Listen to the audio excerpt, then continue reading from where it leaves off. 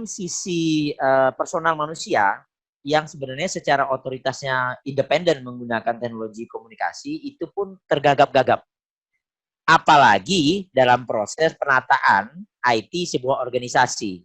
Katakanlah organisasi korporasi atau organisasi apapun yang melayani publik. Saya pernah melakukan riset tentang bagaimana kemudian sebuah organisasi merespon. Organisasinya perbankan. Mengapa penelitian itu saya lakukan? Saya berpikir bahwa organisasi yang paling cepat melakukan respon terhadap keluhan pelanggan di Indonesia itu adalah tentang duit, ya. Karena itu perbankan yang saya riset.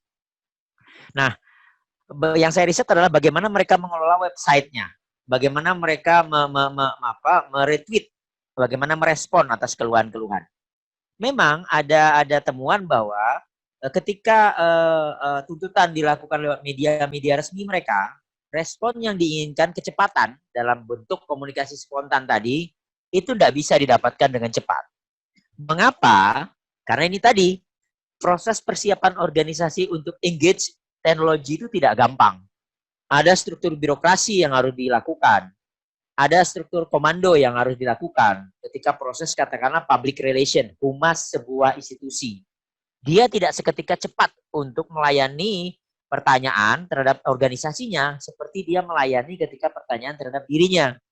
Jadi ada delay efek yang terjadi di sana. Nah, efek-efek delay inilah yang membuat respon berikutnya, stimulan kedua dari para pengkritik tadi atau yang meminta jawaban cepat tadi itu ada jeda waktu yang panjang.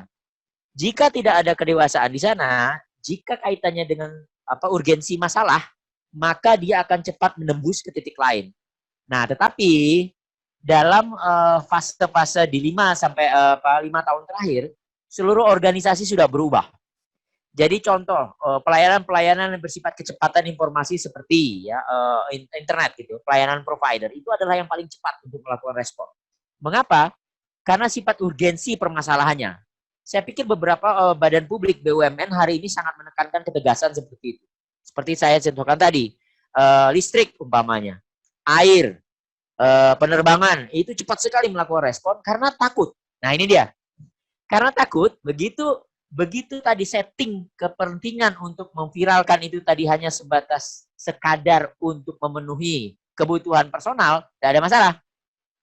Tiket mahal, kalau keperluannya secara personal itu nggak masalah. Tapi ketika keluhan personal itu ditumpangi kepentingan maskapai kompetitor, nah itu masalah. Nah ini yang ingin saya katakan sebenarnya tadi, ketika kita mendeteksi keluhan, mendeteksi kemudian viralisasi atas kejelekan sebuah organisasi, itu juga hati-hati. Ini mewakili kepentingan dia sendiri, kepentingan sebuah kelompoknya, atau kepentingan etiknya. Nah itu yang saya bilang tadi, ketika kompleksitas sebuah komunikasi di media sosial itu harus dilihat aras kepentingannya. Jadi level-level kepentingannya. Nah, ini yang membuat kemudian proses respon itu tidak bisa serta-merta. Nah, ketika proses viralisasi ini menjadi sebuah produk, nah ini yang menarik.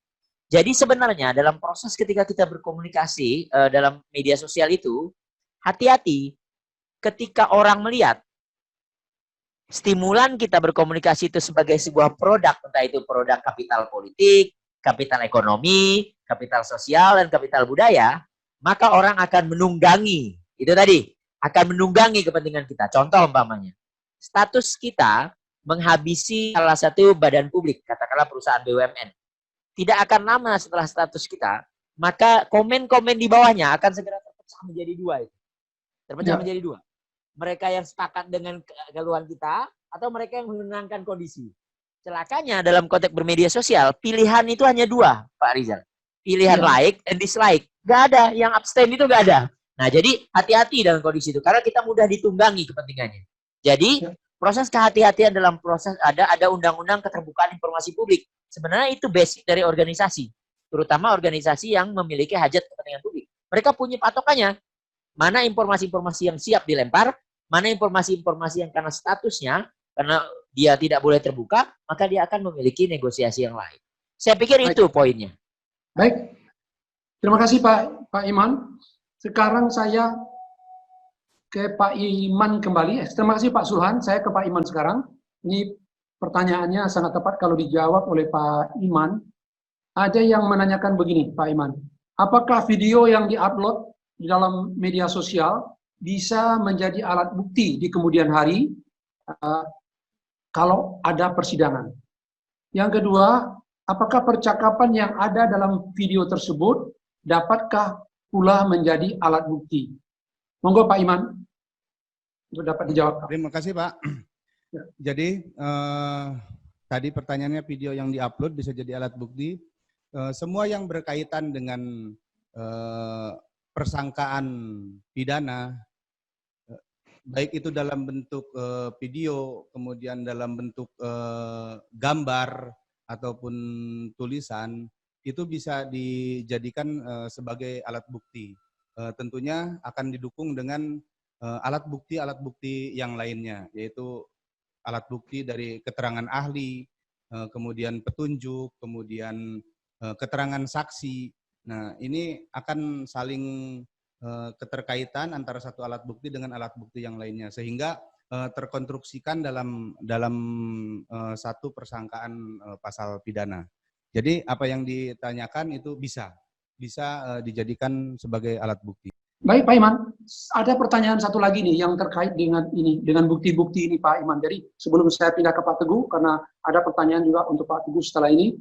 Ada dari sejawat saya ini, dari Kalimantan Pak, ini Ketua PD Kalimantan, YAI. Dia menanyakan sebagai berikut, apa resiko bila membuat suatu petisi online yang belum tentu benar substansinya? Apa Pak, petisi? Ya, apa resiko bila membuat suatu petisi online yang belum tentu benar substansinya? Mohon dijawab Pak Iman. Jadi sesuatu yang belum tentu benar substansinya, ketika itu menimbulkan satu keresahan atau menimbulkan satu kerusuhan atau keributan, itu dapat beresiko berpotensi terjadi pelanggaran pidana.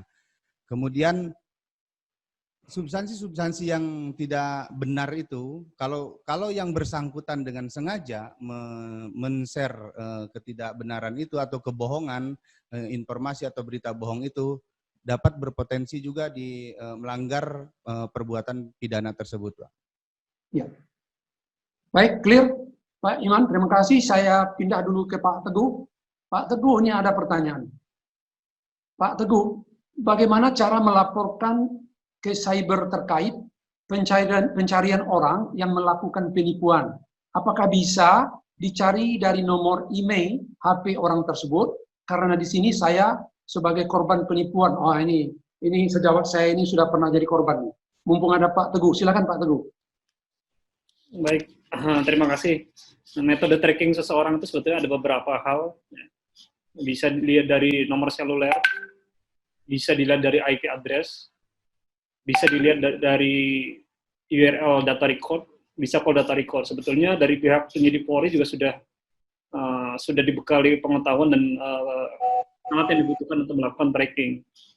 Jadi kalau di operator itu ada 3 hal jejak kita yang tersimpan secara otomatis di sisi operator. Yang pertama adalah call data record. Call data record disimpan oleh operator kurang lebih 3 bulan sesuai dengan peraturan Menteri Kominfo. Di situ terlihat bahwa sebuah nomor menghubungi siapa, menerima SMS dari siapa, menelpon siapa, berapa lama, dan berada di area lokasi sel ID mana, dan lain-lain. Kemudian ada juga namanya URL data record. Di situ terlihat bahwa sebuah nomor mengakses situs apa, membuka web apa, dan operator menyimpan URL data record. Ada juga IP data record. IP data record itu sebuah nomor ketika membuka sebuah situs atau berkomunikasi menggunakan IP berapa, dan itu bisa dilakukan mapping untuk menentukan bahwa IP ini terhubung dengan identitas tertentu. Kalau yang tadi saya demokan sebetulnya bukan tugas utama kami di Kominfo ya, tapi karena memang kebetulan case-nya menyangkut dirjen pimpinan kami, sehingga kami yang biasanya tidak pernah menangani kasus penipuan, kami handle kasus penipuan untuk mengetahui pelakunya. Tapi prinsipnya PPNS di Kominfo maupun Polri punya kompetensi untuk melakukan tracking. Yang jadi pertanyaan kok